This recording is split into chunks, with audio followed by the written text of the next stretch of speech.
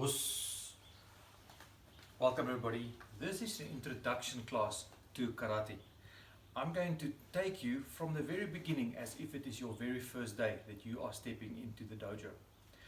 So if you ask me the word karate, what does it mean? So kara meaning empty and te meaning hand. It means literally empty hand. So we learn how to defend ourselves by using only our hands and our feet, so no weapons. But it means actually a little bit more than that. Karate to me means respect. This is the difference for me between karate and other martial arts. In karate, respect is the most important thing. When we come into the dojo, we learn how to bow. And when we do the bow, we do it in a specific way. We stand on our feet in a position in a V, and we have our hands stretched out by the side. And then when we do the bow, we bow from the waist upwards in this position.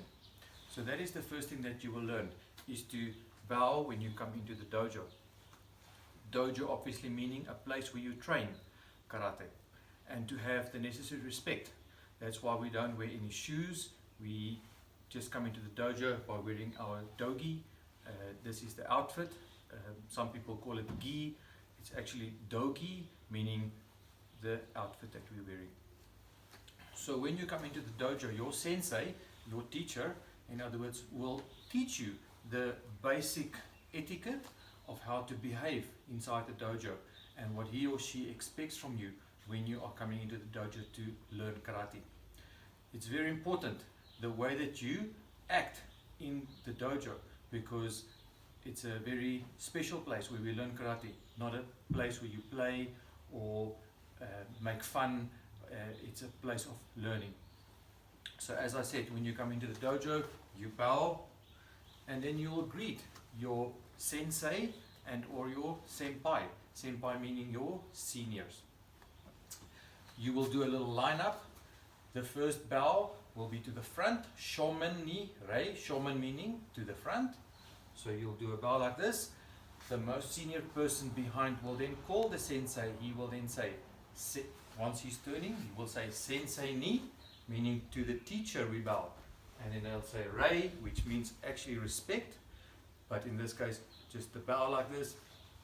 So you'll bow to your teacher, the teacher will bow to you, and then whatever comes after that, so senpai ni rei, in order of seniority, where you'll do the bow to the senior people.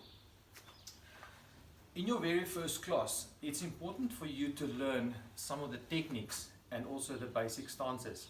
I'm going to very briefly just go through the way that you will be taught.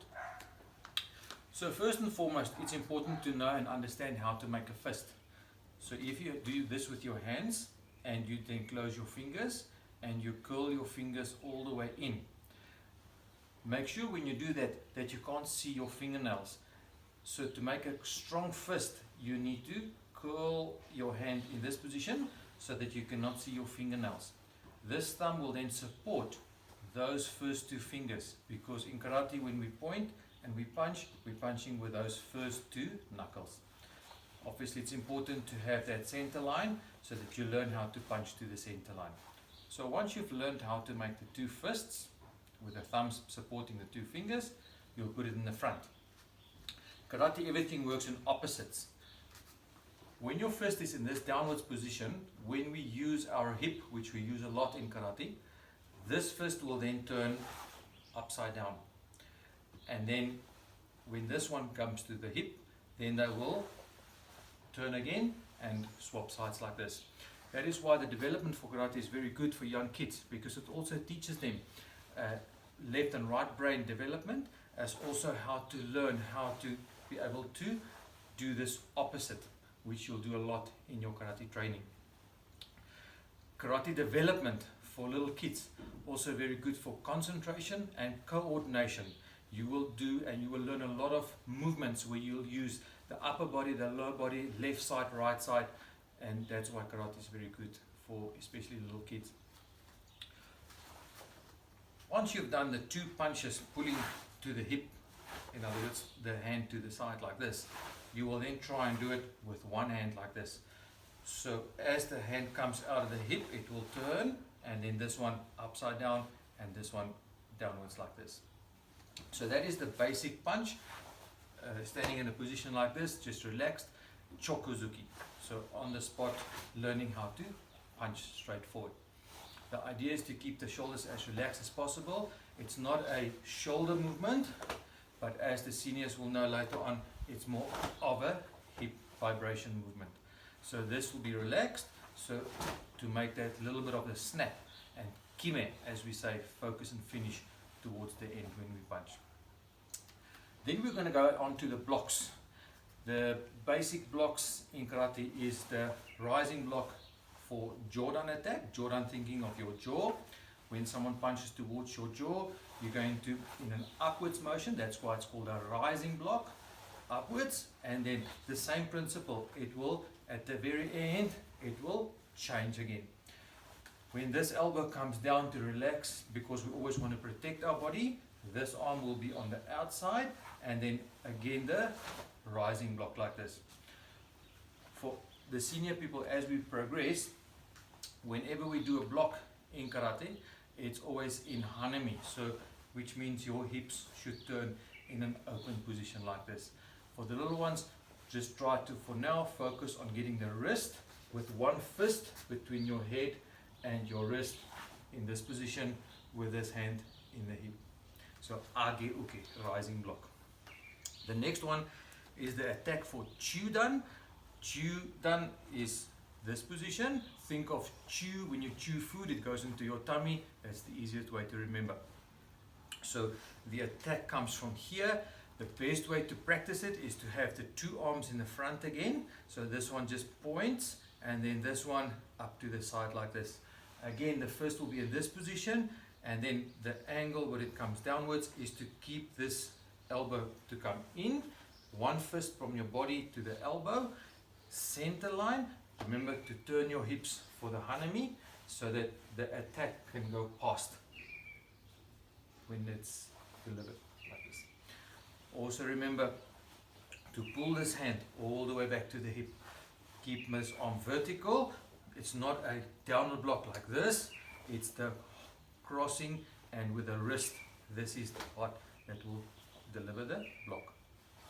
The third one, the end product looks the same as the udiuki, so I forgot to say the name, udeuke, ude soto udiuki, meaning the correct name from the outside inwards. Soto udiuki, from this way, down like this. The next one, uchiuki, looks the same, the end result, but it starts in a different position. So again, you can put your hand in the front. Remember, the uchiuki is to go underneath this arm. So think, as we teach the little ones, to take out your sword when you're going to block with your sword arm. Once this arm is underneath here, you're going to pull this hand to the hip and keep the elbow relaxed and blocking inside outwards. Uchiuki, like I say, the end result looks the same as the udiuki block. Then the next block that we're going to learn is the first open hand knife one, which is shitoki. So shitoki is also having a relaxed elbow. This hand is on your solar plexus, and it's a flat open hand like this. So the easiest way to practice it, if you're a little beginner, is to stand with your feet in this position. Think of maybe holding a little baby like this on your tummy like this. Relax your elbow, and then in a sweeping motion have the elbow going outwards like this. Catch the baby and wipe. So think of this as a wiper blade on your mom or dad's car, maybe to wipe away the raindrops like this. Again, like I said in the beginning, everything works in opposites, so that it will start in this position. When it goes out, you'll have a turn of the hand. Always try to keep this elbow down. Remember, a shitoki is also a chudan block, so not too high. Keep this elbow relaxed, one fist from your body inwards like this. The last one that I would like to do with you is the kick, mai geri. So I will do it sideways, where you stand with your feet together in this position. So once you stand with your feet together, think of the rules of mai geri as we teach the little ones. Bend your knee, that will be rule number 1. Rule number 2, lift your knee up. Rule number 3, snap back. And rule number 4, land like a cat or softly. So When you do it fast, make sure that you lift your knee up, make sure that you have a flat foot underneath, keep your hips forward, have a snap, and put the foot downwards like this. My giri kick. You can keep your arms to the side for balance, because this is the way that we teach the white belts to do it. So they all kick it from here, knee up, snap back, knee up, snap back, to try and keep your balance. A little bit bend in the knee will ensure that you have the correct balance. I'm going to end off with the 3 basic stances that you will learn in your very first class.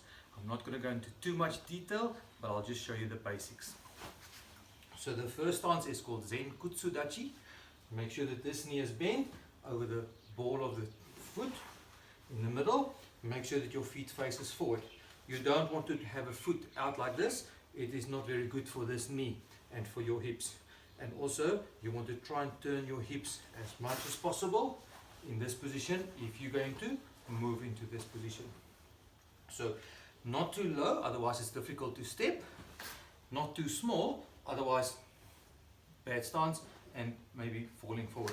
So make sure that the center of the body is relaxed, and this is pressing down.